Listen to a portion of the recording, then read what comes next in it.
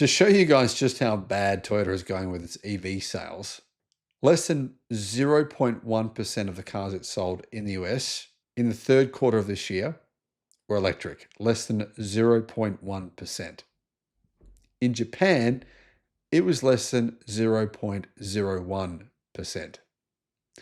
That's two of Toyota's biggest markets in the world. Now, I think it's pretty clear why Toyota is lobbying against EV adoption, wouldn't you say? YouTube's new algorithm means that you're often not getting all of our videos in your feed. There's 7,500. I'm pretty sure you're probably not seeing a lot of them. In the description, there is a link to our newsletter. Click on that and you can get an update every day of all the latest news in the electric car industry. Hello, my friends. Welcome to the channel. I'm Sam Evans. You're watching the Electric Viking. And interesting headline here from Electric. They say Toyota's EV sales crashed, but here's what's really going on. So Electric are here to justify Toyota's EV sales crashing in Q3. It's because new models are rolling out, they say. Anyhow, automakers, almost every automaker in the United States actually doubled its EV sales in the third quarter, or at least in the month of September versus last year anyway. Toyota, they sold 61 EVs, right? 61. That's in September. But if you include the Lexus RZ, which managed to sell 86 across all of the United States, Toyota sold 147 EVs in the US in September. 147 if you're nice and you include the Lexus RZ. That's 90% less than the 1,847 it sold in September of 2024. I should point out as well, Toyota was offering some deals on the BZ4 in the US in September. It wasn't like they were selling it MSRP or whatever you want to call it. They were offering some discounts. Yeah, they sold none. Not none, but it's almost none. Anyway, 90% less than what they sold in September of 2024, which was right after the entire debacle where Toyota said the wheels were falling off its EVs and they recalled every one of them. And no one knows what really happened, but I believe it was battery problems. Toyota's total sales were up 14% with 185,700 vehicles sold in the US, meaning EVs accounted for less than 0.1% as per Electric. Same thing as Japan. Japan's less than 0.01%, even worse. Through the first 9 months of the year, sales of the BZ and the Lexus RZ are down 9% and 36% compared to the year prior. So I think more people have bought a Toyota EV and realized they aren't that great. Why is Toyota struggling to sell EVs when everyone else is not? Well, Toyota recalled over 95,000 electrified vehicles last month, including the BZ4X, the Lexus RZ, Subaru Solterra, and hybrids as well. Obviously, Toyota has not sold over 95,000 EVs, as Electric is suggesting. They haven't sold that many. They wish, or no, I'm guessing they wish they hadn't because they're probably going to lose money on all of them. Anyhow, they were big recalls, right? Apparently, the recall is because of a faulty defroster, but Toyota instructed its dealers halt sales of the BZ4X, Lexus RZ, and Subaru Solterra. And keep in mind as well, there is a class action lawsuit in the United States right now with owners claiming that the 12-volt battery failures in their Toyotas and Subarus have been terrible, a nightmare, and the batteries keep failing, even after replacements have been made. They're lead-acid batteries, by the way, the 12-volt batteries, so when they're a lead-acid battery, they can quite often fail in EVs.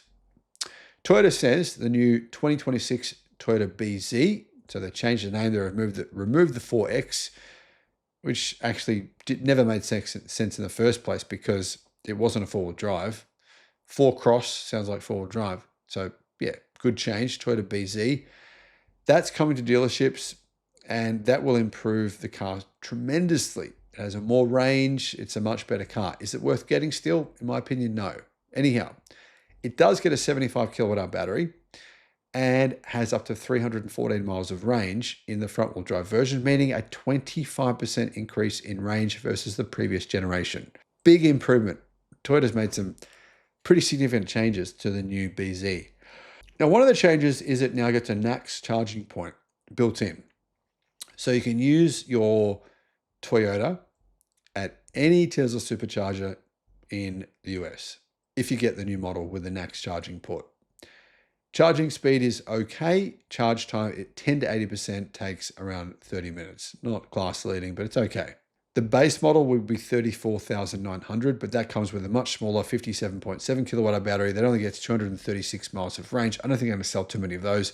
The longer range one is not too bad though. It's only about 38,000 US dollars. So it's not actually too bad of a deal, but I do think there's better options in the market. I think the Hyundai Ioniq 5 and the Tesla Model Y are two better options in the US market right now.